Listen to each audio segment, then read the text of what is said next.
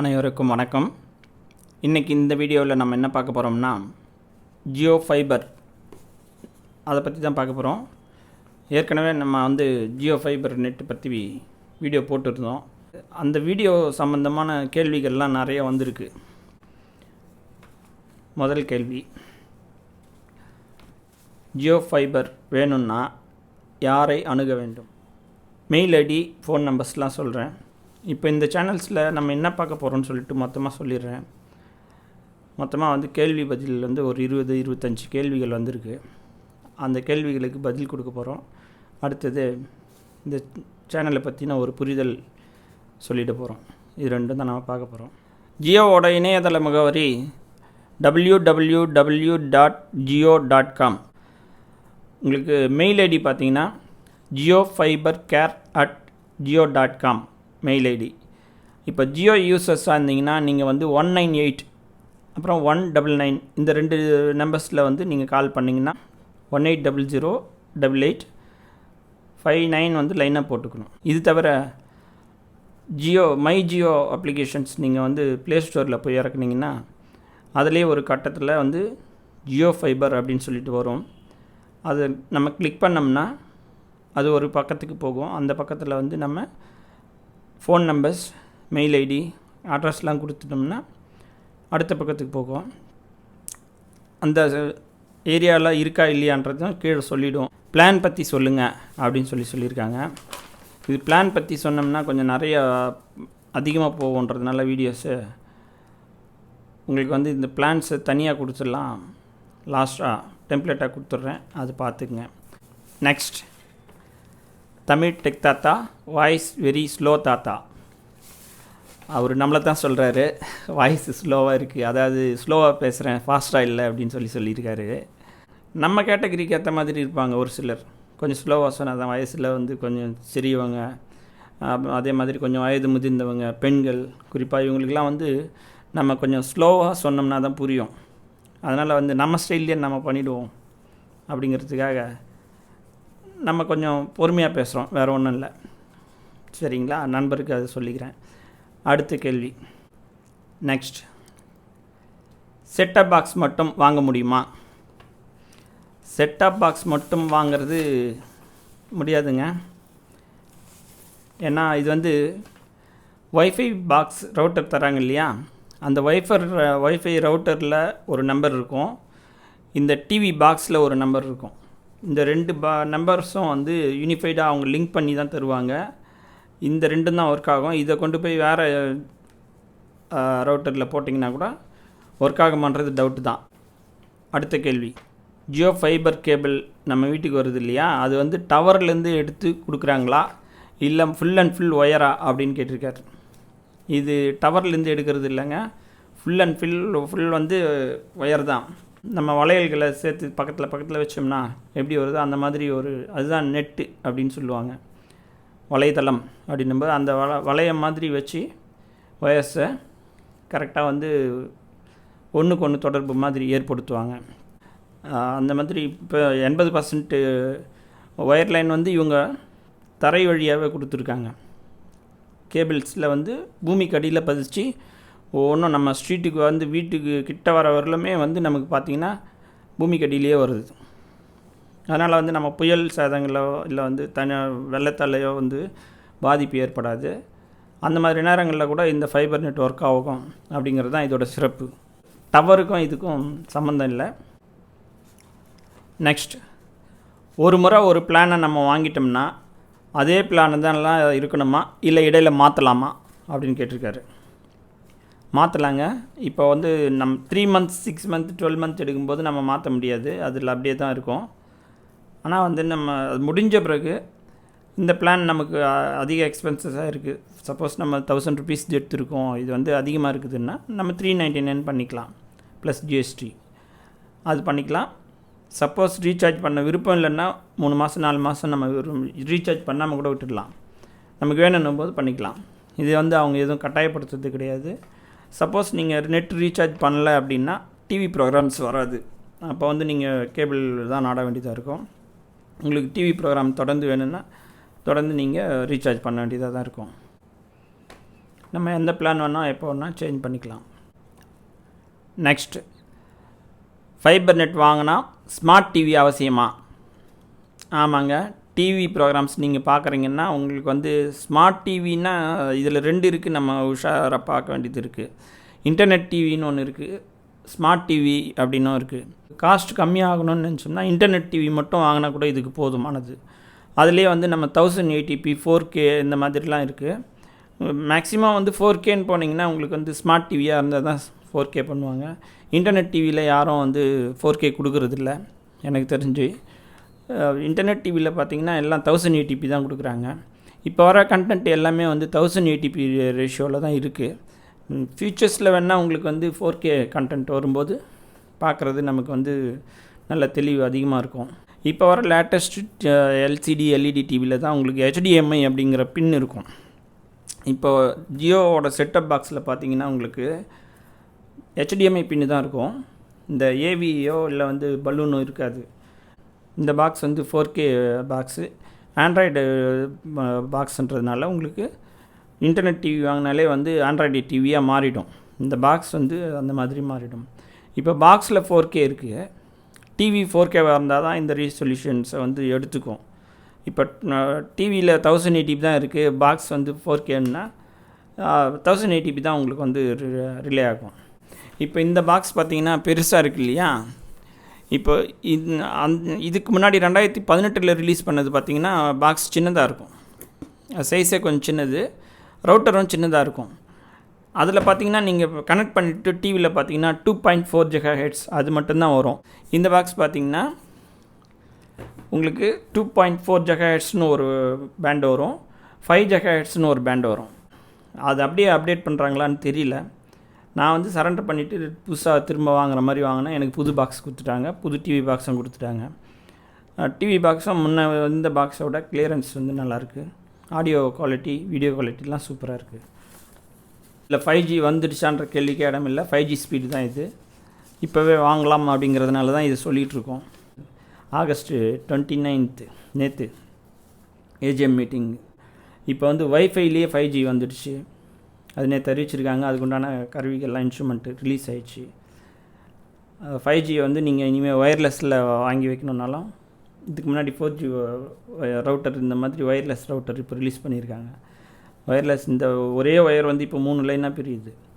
ஒரே லைன் வந்துட்டு ஃபோனு, அப்புறம் வந்து டிவி, இன்டர்நெட் வருது இல்லையா? இப்போது அது கூட இல்லாமல் ஒரு பாக்ஸ் நீங்கள் வாங்கி வச்சிங்கன்னா போதும், உங்களுக்கு 5G ஸ்பீடு நல்ல வீட்டில் வந்துடும். மெயினாக இந்த விஷயத்தை நான் சொல்கிறதுக்கு காரணம் என்னென்னா, 2018 ரிலீஸ் ஆச்சுன்னு சொல்கிறேன் இல்லைங்களா? அப்போ வந்து ஜூலை 5ன்னு நினைக்கிறேன், ஜூலை 5 2018 இதே வந்து ஏஜிஎம் மீட்டிங்கில் வந்து அம்பானிஜி அறிமுகப்படுத்தியிருந்தார் இதை. நான் வந்து உடனே இந்த ப்ரோக்ராம் பார்த்த உடனே புக் பண்ணி வாங்கிட்டேன். அப்போ வந்து டெஸ்டிங் லைன் தான் போயிட்டு இருந்தது. 6 மந்த் வந்து டெஸ்டிங் பீரியட் கொடுத்தாங்க, டெஸ்டிங் பீரியட். அப்போவே நான் ஜாயின் பண்ணி வாங்கிட்டேன். அந்த 6 மாதம் ஃப்ரீ தான் கொடுத்தாங்க. அதுக்கப்புறம் 1 இயர் ஃப்ரீ கொடுத்தாங்க. 2018 அந்த டெஸ்டிங் பீரியட் 6 மந்த்து முடிஞ்ச பிறகு அந்த 1 இயருமே நான் வந்து யூஸ் பண்ணிட்டு தான் அதுக்கப்புறமா தான் நான் ரீசார்ஜ் பண்ண ஆரம்பித்தோம். அதனால் வந்து அந்த ப்ரோக்ராம் வந்து இப்போ கூட வந்து உங்களுக்கு யூடியூப் வீடியோஸில் பார்க்கலாம். நான் பொதுவாக வந்து எப்போவுமே ஆப்பிள் ஈவெண்ட்டு தான் அதிகமாக பார்ப்பேன். அந்த டைமுக்கு ஆஜராகிடும், லைவில் பார்க்கணுன்னு நினைப்பேன் அந்த ஆப்பிள் ஈவெண்ட்டை. அதே மாதிரி தான் அன்றைக்கி வந்து ஜூலை 5 2018 ஏஜிஎம் மீட்டிங்ஸ் நம்ம பார்க்கணுன்னு சொல்லிட்டு நான் வெயிட் பண்ணிவிட்டு அன்றைக்கி லீவ் போட்டு உட்காந்து பார்த்துருந்தேன். 4G லான்ச் ஆகுது சொல்கிறாங்களேன்னு சொல்லிட்டு. ஆனால் வந்து அன்றைக்கி அவர் பேசுனதெல்லாம் வந்து எத்தனை நாடுகளில் எவ்வளோ பிஸ்னஸ் பண்ணுறோம், எவ்வளோ பேருக்கு அது பிரயோஜனமாக இருக்குது, எவ்வளோ டேக்ஸ் கட்டுறோம் அப்படின்றதெல்லாம் வந்து சொன்னார். ரொம்ப பிரமிப்பாக இருந்தது. மேக்ஸிமம் ஒரு 2 மணி நேரத்துக்கு பேசிகிட்டு இருந்தார் அம்பானிஜி. எனக்கு ஆச்சரியமாக போயிடுச்சிங்க. கையில் ஒரு பேப்பர் கூட இல்லை, டிஸ்பிளேயில் தான், பின்னாடி தான் டிஸ்பிளேயில் ஓடுது. அவர் பார்த்து படிக்கிறதுக்கு கூட வாய்ப்பு இல்லை. ஆனால் பார்த்தா 2 மணி நேரம் அவர் எப்படி தான் பேசினார்னே தெரில. அத்தனையும் புள்ளி விவரத்தோடு எடுத்து வைக்கிறாரு. ஆடி போயிட்டேன். அந்த மாதிரி இப்போ சமீபத்தில் ஒரு 2 டேஸு ஆகஸ்ட்டு 29 நேற்று ஏஜிஎம் மீட்டிங் இப்போ 5G லான்ச் பண்ணுறதுக்கு பண்ணியிருந்தாங்க. அந்த ஏஜிஎம் மீட்டிங்லேயும் 5G லான்ச் சொல்லியிருக்காங்க, டேட் அறிவிச்சிருக்காங்க. குறிப்பாக ஒரு சின்ன ரெக்வஸ்ட்டு, நைட்டில் மேக்ஸிமம் முடிஞ்ச வரலாம் இந்த வைஃபைலாம் ஆஃப் பண்ணிவிட்டு படுங்க, உடம்புக்கு நல்லது. உங்கள் மொபைல்ஸ்லேயும் வந்து கூட பக்கத்துலேயே வைக்காதீங்க, படுக்கும்போது கொஞ்சம் தொலை வச்சுட்டு படுங்க. அடுத்த கேள்வி, ஃபைபர் நெட் எந்தெந்த நகரங்கள்லாம் இருக்குது? மாநில தலைநகரங்கள், மாவட்ட தலைநகர், பேரூராட்சி, நகராட்சி, மாநகராட்சி, இதில் எல்லாத்துலேயுமே இருக்குங்க. நல்லா கவனிச்சிக்கோங்க. நான் டிஸ்பிளேயில் கொடுக்குறேன். இதை அதர் யூசர்ஸாக இருக்கிறீங்க இல்லை வந்து ஜியோ யூசர்ஸ் யாராக இருந்தாலுமே சரி, 1800889999 இந்த நம்பருக்கு நீங்கள் கால் பண்ணி ஜியோ ஃபைபர் நெட் சம்மந்தமான கேள்விகளை நீங்கள் கேட்டுக்கலாம். 24 hours உங்களுக்கு எப்போனாலும் பதில் தருவாங்க. நம்ம எத்தனையோ செலவு பண்ணுறோம், அதை ஆக்கப்பூர்வமாக பண்ணுங்கள் அப்படின்ட்டு கொஞ்சம் மாற்றி சொல்கிறோம், அவ்வளோதானே தவிர நம்ம கேபிளுக்கு ஒரு 250 ரூபா கம்பல்சரி பண்ணுறோம். அது ஒரு 350 ரூபா 400 ரூபா நம்ம பண்ணும்போது மற்ற செலவுகளில் எதனா மிச்சம் பண்ணி நம்ம அப்படி பண்ணோம்னா, இன்டர்நெட்டை பற்றி நம்ம தெரிஞ்சிக்கணும். வரும் காலம் பார்த்திங்கன்னா இன்னும் ஒரு 2 இயர்ஸ்லாம் 5G லான்ச் ஆகிடுச்சுன்னா எல்லாமே வந்து இன்டர்நெட் மயமாக இருக்க போகுது. அனைத்து பொருட்களுமே வந்து நெட்டோட தொடர்புடையதாக இருக்க போகுது. அந்த மாதிரி நேரங்களில் இன்டர்நெட்டை பற்றி தெரியாதவங்க, இணையத்தை பயன்படுத்தாதவங்கெல்லாம் மற்றவங்களால் ஏமாற்றப்படுவாங்க. அப்படின்றதுனால தான் மொபைலில் இருக்குது. நமக்கு பெரிய கண்டென்ட்டை பார்க்கும்போது கத்திப்பரா சர்க்கிள் எந்த பக்கம் போயிட்டு எப்படி ஆறணும்னு உங்களுக்கு தெரியல, கூகுள் ஸ்ட்ரீட் வியூ போட்டு மொபைலில் அப்படியே இங்கேருந்து எந்த பக்கம் போனோன்னு நீங்கள் உட்காந்து வீட்டில் உட்காந்து நீங்கள் பார்த்துட்டு நீங்கள் அழகாக தெளிவாக போய்ட்டு அந்த பிரிட்ஜு எந்த பக்கம் ஏறி எந்த பக்கம் இறங்கணுன்றது பார்த்துட்டு போயிடலாம். அதெல்லாம் வந்து வேர்ல்டு ஃபுல்லாக நீங்கள் இங்கேருந்தே சுற்றி பார்க்க முடியும். இந்தியாவோட முக்கியமான நகரங்கள்லாம் ஸ்ட்ரீட் வியூ கொடுத்துருக்காங்க. அதில் சென்னையும் ஒன்று. மற்ற இடங்களுக்கு வந்து சீக்கிரமாக கொடுக்க போகிறாங்க. அந்த ஸ்ட்ரீட் வியூவில் நம்ம தெருவில் இறங்கி நடந்தோம்னா எப்படி இருக்குமோ அதே மாதிரி நம்ம பார்த்துக்கலாம். இதெல்லாம் வந்துங்க ஆக்சுவலாக 1992-93 எங்கள் காமர்ஸ் டீச்சர்ஸ் வந்து பாடம் நடத்தும்போது சொன்னார். என்ன சொன்னார், அமெரிக்காக்காரன் சொல்கிறான், சரியாக 12 மணிக்கு உங்கள் வீட்டு எதிரில் என்ன வண்டி நின்றுது, எந்த நம்பர் வண்டி நின்றுது அப்படின்னு நான் சொல்கிறேன், உங்களால் முடியுமா அப்படின்ற மாதிரி சொல்கிறான். அப்படி சொல்லிட்டு அந்த நேரத்தில் எனக்கு சொன்னார். ஆனால் அந்த விஷயம் நமக்கு 30 வருஷம் கழிச்சு இன்றைக்கி தான் வந்திருக்கு நம்ம நாட்டுக்கு. எதுக்கு சொல்ல வரேன்னா, அந்தளவுக்கு நம்ம பின்தங்கி இருக்கும்போது மற்ற நாடுகளோட நம்ம போட்டி போடலை, நம்ம வந்து மக்கள் அப்டேட் ஆகலை அப்படின்னா மற்ற நாடுகளை விட வருமானம் குறைவாக இருந்து நம்ம கஷ்டப்படுவோம். எல்லாம் ஒருங்கிணைஞ்சு செயல்படும் போது உலகத்தோட ஒட்டுழல்கள் அப்படின்னு ஒன்று இருக்குது. அவங்கெல்லாம் ஸ்பீடாக போகும்போது நம்ம ஸ்லோ ஆகிடக்கூடாதுன்ற ஒரு நல்ல எண்ணத்தில் தான் நான் இந்த மாதிரியான வீடியோஸ்லாம் பண்ணிகிட்ருக்கேன். முடிஞ்சவரெல்லாம் இணையத்தை பழகிக்க தெரிஞ்சுக்குங்க. நெக்ஸ்ட், ப்ரீபெய்டு போஸ்ட்பெய்டு ரெண்டும் இருக்கா அப்படின்னு கேட்டிருக்காங்க. அவங்க வந்து போஸ்ட்பெய்டுன்னு எதை சொல்கிறாங்கன்னா, இப்போ நீங்கள் 3 months 6 months 12 monthsன்னு சொல்கிறீங்க, பே பண்ணிவிட்டு பார்க்குறோம் இல்லைங்களா, அதை வந்து போஸ்ட்பெய்டுன்னும் மந்த்லி நம்ம ரீசார்ஜ் பண்ணிக்கிறத ப்ரீபெய்டுன்னு சொல்லிக்கிறாங்க அவங்க. அந்த தொல்லை கூட ஜியோவில் கிடையாது. வேணும்னா பண்ணிக்கலாம், வேணும்னா விட்டுடலாம். நெக்ஸ்ட், எங்களிடம் லேண்ட்லைன் இல்லை. அது இல்லைன்னா கூட கவலை இல்லைங்க. நீங்கள் வந்து ஜியோ கால்னு சொல்லிட்டு ஒரு அப்ளிகேஷன்ஸ் இருக்குது. அந்த அப்ளிகேஷன்ஸ் உங்கள் மொபைல் ஃபோனில் டவுன்லோட் பண்ணிட்டீங்கன்னா உங்கள் மொபைல்லேயே வந்து லேண்ட்லைன் ஃபோன் மாதிரி யூஸ் பண்ணிக்கலாம். நீங்கள் இருந்த இடத்துலேருந்தே எடுத்துக்கலாம். வைஃபை கனெக்ஷனில் வரும். நீங்கள் மொபைலில் ரீசார்ஜ் பண்ணணும்னு அவசியம் இல்லை. இல்லைன்னு நீங்கள் கவலைப்பட வேண்டியதில்லை. அதுக்காக தனி இன்ஸ்ட்ருமெண்ட் வாங்கணும்னு கூட இல்லை. வேணும்னா வாங்கி வச்சுக்கலாம். இந்த எப்போ பார்த்தாலும் பிஸியாக இருக்கிற ஃபோனுக்கெலாம் 2-3 பேர் வீட்டில் இருந்தால் கூட நம்ம 2-3 பேருக்கு மாற்றி போடும்போது பார்த்தா எல்லா லைனும் பிஸியாக இருக்கும். அந்த மாதிரி நேரத்தில் இதில் ரிங் அடித்து கூப்பிட்டுக்கலாம் அவங்கள. அது ஒரு சௌகரியம். இது ரொம்ப முக்கியமான கேள்விங்க. விருப்பப்பட்ட நாடகத்தை பார்க்க முடியுமா? பெண்களுக்கு எந்த வகையில் பயனுள்ளதாக இருக்கும்? சீரியல்லாம் தவற விட்டுட்டிங்கன்னு வச்சிங்க, பார்க்காம நம்ம விருப்பப்பட்டப்போ நேரம் இருக்கிறப்ப அந்த சீரியலை தவறாமல் பார்த்துக்கலாம். எப்படின்னு பார்த்தீங்கன்னா, இந்த சன் நெக்ஸ்ட்டு, அதே மாதிரி ஜி5, ஹாட்ஸ்டார், இவங்க தான் வந்து அந்த ஓடிடி ஆப்ஸில் டெய்லி ப்ரோக்ராம்ஸ்ன்னு நீங்கள் வந்து அப்டேட் பண்ணி வச்சுருப்பாங்க.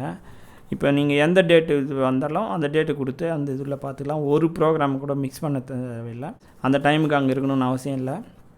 நம்ம பொறுமையாக டைம் கிடைக்கும்போது கூட பார்த்துக்கலாம். சிறுவர்களுக்கு எந்த வகையில் பயனுள்ளதாக இருக்கும்?